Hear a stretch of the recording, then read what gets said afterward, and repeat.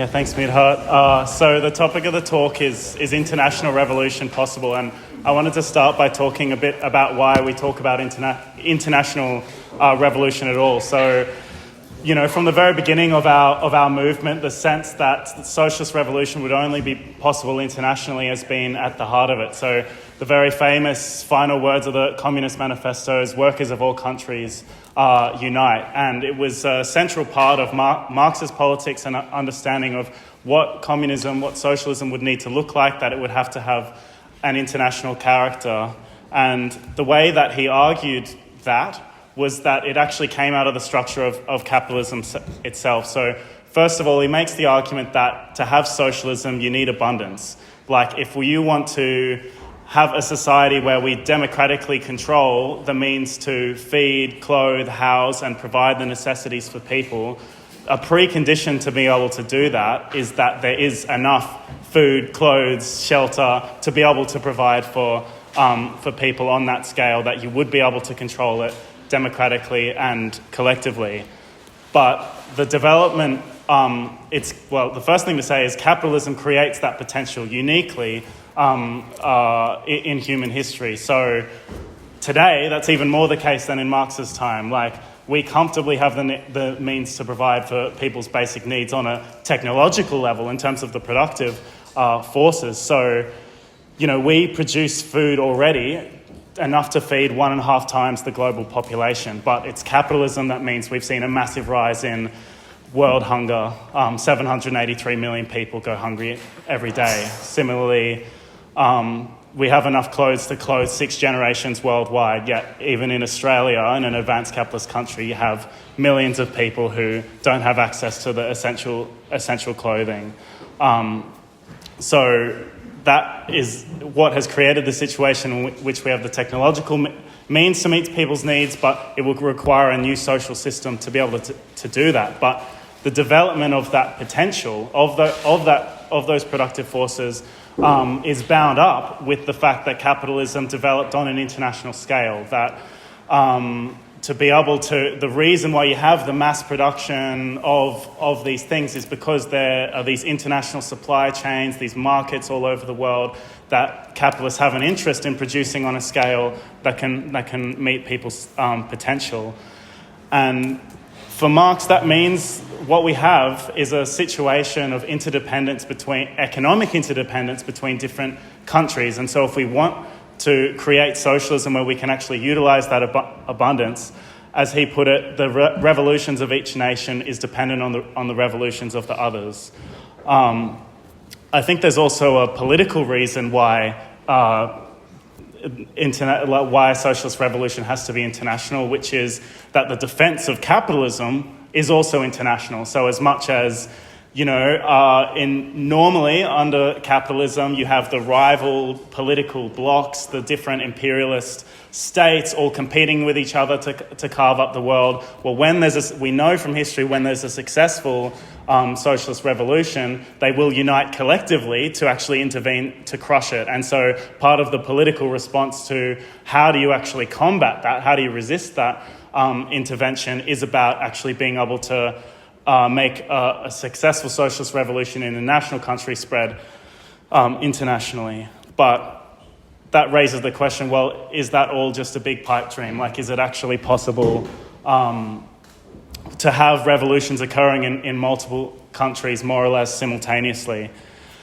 And I think to answer that, it's helpful to start with, well, where does revolution come from? And I think what's clear is that revolution actually, it develops out of the contradiction of capitalism. It's a product of the fact that capitalism is itself contradictory, that it itself creates the potential and possibility of revolution. And what that means in terms of what does it mean for capitalism to be contradictory? It means that the ways that capitalism develops, makes itself more powerful, makes itself more profitable, actually undermines its ability to continue to do that. The most clear or the most important contradiction and the most clear way that it does that is with the working class and wage labour. So wage labour, workers, they're at the heart of what makes capitalism capitalism. Like, it's that people do useful things and they pull pull them together and employ them and pay them for a wage, but take the majority of what workers produce, that's what allows them, that's what makes them capitalists, and their ability to squeeze those workers and to utilize those workers is what enables them, it's what gives them that power. But at the same time as creating, pulling all these people to work for them, pulling these people who they then exploit, they actually create the conditions to move past capitalism, because those people then have an ability and an interest to organise collectively in a way that challenges the whole way that production works, and can actually pose the ability to take control of workplaces, take control of productions in a collective democratic way. And I think an important thing to understand about capitalism as a system, as a fundamentally international system, is that means that its contradictions are also international. What that means is not that things happen everywhere all in exactly the same time or perfectly even or in the same sort of rhythm, but you have these patterns, and we more and more experience the contradictions of capitalism across international borders and its crises as well, and we experience history as world history increasingly. And you can see this in just the last few years and what we've experienced. Like, we had a virus in a certain province in China, then led to a pandemic that affected politics and economics across the globe. Like, the disruptions to supply chains out of that created an inflationary upsurge that affected the entire world. Not evenly. Poor countries experienced a very different kind of intensity than you've had in the advanced capitalist countries, but nevertheless you have this international response. The same thing, you can look at the war in Ukraine. Like, this war in this one part of Eastern Europe actually had economic and political ramifications that affected the entire globe. And that's also the case when there's protests and revolts, like the example of Black Lives Matter, like when George Floyd was killed in Minneapolis, the anger at the racism and the way that connected to the economic deprivation in the United States, precisely because those conditions of racist oppression and economic deprivation are experienced much more widely in different circumstances, but still very universally. It triggered a worldwide sort of revolt where people were taking on the legacies of their own racism, fighting racism in their own countries. You could say similar things about the climate strikes starting in Sweden, and then countries from Africa to the Pacific are all affected by it. And I think, the point I'm trying to emphasize with that is that when there are these contradictions and these crises and these things that make people fight, often the successful examples of people fighting somewhere, or people just actually taking action somewhere, can provide inspiration to everyone else. And I should, of course, mention we're in one of these right now, like the resistance in Gaza to the Israeli state and the genocidal reaction to it triggers this, now we're actually having mass protests in the United States that is shaping politics. There's a mass movement here. Like that is the way the system works. And so when you get a revolutionary crisis, which is basically like a deeper level of crisis, where on the one hand you've got the people at the top of society who are fighting each other, they're divided, they don't know how to respond, the newspapers can't decide on what the right line of attack is, they're changing who they want to represent in government, there's this crisis in official politics in the top of society, and the way that combines with people being on the streets, relentless, we will not give up until we make some fundamental changes. They're unwilling to sort of go back to living under the conditions that capitalism has created. That's what we call a revolutionary crisis, and it's an opportunity that raises the prospect of the working class being able to actually overthrow the system and take power directly. When you've got a crisis like that, precisely because capitalism is international, its crisis is international, it's very easy for that to jump borders, and it can happen very quickly that a successful example or revolutionary scale crisis in one country will spread internationally. And this is a very real feature of the world we live in today. So To give an example, which is very relevant to the struggle over Palestine right now, which is the Arab revolutions in 2011, what you had was in a town in Tunisia, you had a man who sells vegetables out of a cart for his living, had his cart confiscated by the authorities and set himself on fire. And his protest symbolized the indignity at the hands of the repressive dictatorships and the immense economic suffering that had been paved the way for really since the 1980s, but especially sharp since the global financial crisis. And that set off, massive protests of unemployed youth, angry at the lack of jobs and dignity, but quickly moved from that into the working class, to the trade unions, who then, there was a massive, general strike that toppled the dictator. A few weeks after the dictator is gone, you get protests in Egypt, and it follows the same, a similar sort of trajectory. And you have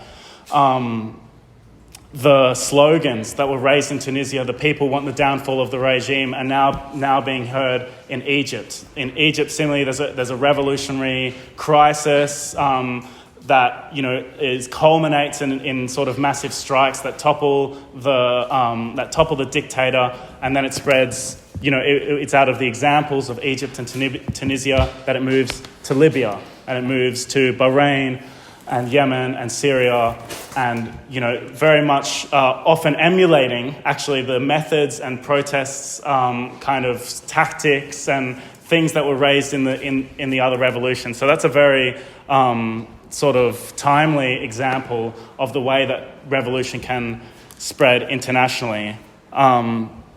It's worth, I guess, mentioning some other examples from history as well, because I think we want to underline the point that this process is a permanent feature of capitalism. It's a fundamental feature of capitalism. So one very classic sort of notable example is in the 1960s, the way you had this is the interesting thing, is it's not necessarily that the struggles are uniform, but it's that the crisis creates the conditions for them to actually interact with each other in a way that develops it in an international scale. So you had student, protests that spread internationally, the process in which students are packed into the universities causing this crisis that sparks and helps to facilitate and encourage mass strikes of workers in a whole series of different countries across Europe. You had the anti-imperialist resistance, the anti-colonial revolutions, which actually interacted. So, countries like Algeria interacting with the revolt in France in 1968, or the Portuguese Revolution and the way that interacted with their role as a colonial power.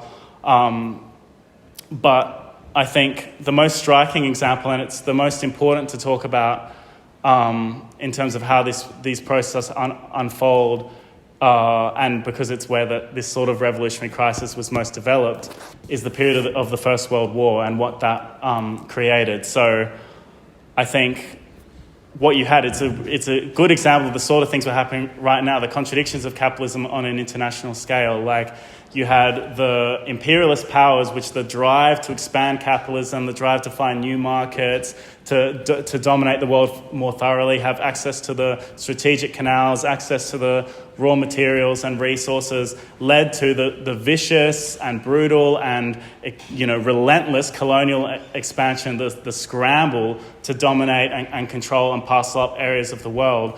But when that had that competition that drove that, meant that the great powers that had most benefited from that were now rubbing up against each other and had reached the limits from, in many ways of expanding outwards, and now had to contend with each other for access to the most important areas of the region, sparking that kind of competition that directly spills out into a world war. And that very much created those that level of international crisis that the imperialist system created was an absolute catastrophe. So you even had, in countries that before then there was moderate increases in living standards, workers were able to extract wage rises, you could win reforms, you had trade unions. Now all of a sudden you can't strike, people are hungry, they're absolutely decimated, people's expectations of what they thought the system could provide are shattered overnight. And out of that you had a complete revolutionary upsurge that encompassed one end of Europe to the other and was, spilling out all over the globe. So I wanted to give two quotes that give you a sense of this. The first one is from David Lloyd George, who was the Prime Minister of Britain at the time. He said, "The whole world of Europe is filled with the spirit of revolution. There is a deep sense not only of discontent, but of anger and revolt amongst the workmen against their pre-war conditions. The whole existing order in its political, social and economic aspects is questioned by the masses of the population from one end of Europe to the other." And the other quote is from a very opposite source, which is Victor Serge, who was a revolutionary. And he said, "The newspapers of the period are astonishing. Riots in Paris, riots in Lyon, revolution in Belgium, revolution in Constantinople, victory of the Soviets in Bulgaria, rioting in Copenhagen. In fact, the whole of Europe is in movement. Clandestine or open Soviets are appearing everywhere, even in the Allied armies. Everything is possible, everything." And, once again, the whole success and potential failure of these vaults were very influenced by what was happening in the other countries, and the extent of development of the revolutionary upsurge affected the extent of its development in other countries. And, in nowhere was this more obvious than with the Russian Revolution, which is the most important example because it is the only time in history that there has been a successful workers' uprising that brought the workers' own bodies, the workers' own power into power in a single country. And the role that the Russian Revolution played in electrifying and promoting the revolutionary process is, can't be understated. It is absolutely immense. I won't go into all the examples that show that. But I think out of that, though, you have this successful revolution in Russia. And in Russia, they actually explicitly come to power saying, we are an economically backward country. We will not be able to build socialism. We will not be able to provide for people on a mass scale. But what we're doing is we're showing it's possible to come to power. And we're leading by example the revolutions that are maturing in advanced capitalist countries. And by doing that, we can help hasten and promote revolution, particularly in Germany, where it was most advanced, the potential situation, which was also an advanced capitalist country with a huge working class that will be able to begin the process of transitioning to socialism and spreading the revolution on a scale that can actually do that. And I think it's important to underline that the potential for international revolution in that moment was very, very real.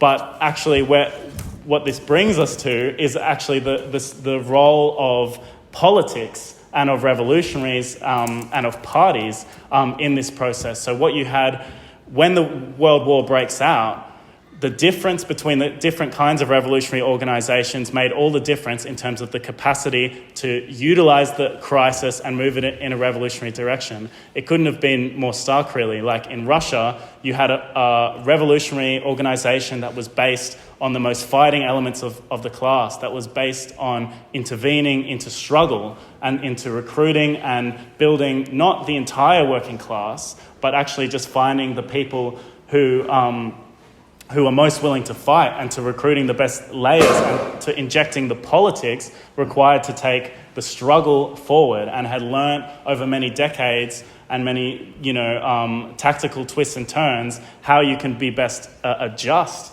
your politics to match the needs of the working class struggle and how to take it forward. You compare that to Germany, which before the World War was the envy of all the socialist groups. Everyone thought the German group was so good. They were the best, biggest Marxist party in the world, but their practice was, this large party, these sports organizations, associations, and really their practice, their emphasis in terms of how they build their influence was elected MPs in Parliament and, control over the trade union bureaucracy. And what this meant was that when the World War breaks out, those people, however avowedly revolutionary they'd claimed to be, and against the war, against imperialism, the conditions of repression and the tasks of actually building revolution meant that they capitulated to imperialism and actually played a key role in crushing the revolution as it began to develop through the World War. They were actually the key way that capitalism was able to hold onto power was through the Social Democratic Party, which had been effectively wedded to the running of capitalism through its sense that you get socialism by getting people elected into the state. And so what that meant was, we have another talk on why the German Revolution, failed tomorrow, which is a very crucial question, understanding what that failure is. But the point that I want to finish on is what that led to was an absolutely graphic confirmation of the thing that I started the talk talking about, which was Marx's idea that to have socialism, you will need to spread it internationally because you otherwise, as he put it, want is made general and the whole filthy business is begun again. That's exactly what happened in Russia the one time we had that successful socialist revolution. The revolution was isolated under the imperialist intervention and the collapse of the economy. You couldn't actually democratically control production. Production itself completely collapsed. You had factories of hundreds and hundreds of people, thousands of people with elected factory committees that were the heart of the revolutionary democracy, reduced to 20 people growing potatoes in the backyard, and most of the workers who'd made the revolution killed in the war, starving. There's cannibalism. Like, the extent of the catastrophe that brought meant that you couldn't actually have the workers' democracy and power that's actually required and the abundance that's required to democratically control it. So the lesson from that is that international revolution is a possibility, yes, but actually we have an obligation to learn the lesson that you need to build international revolutionary organization in countries across the world in order to be able to make use of the crisis and bring it to a revolutionary direction rather than have it capitulate and to have a reinstatement of capitalism.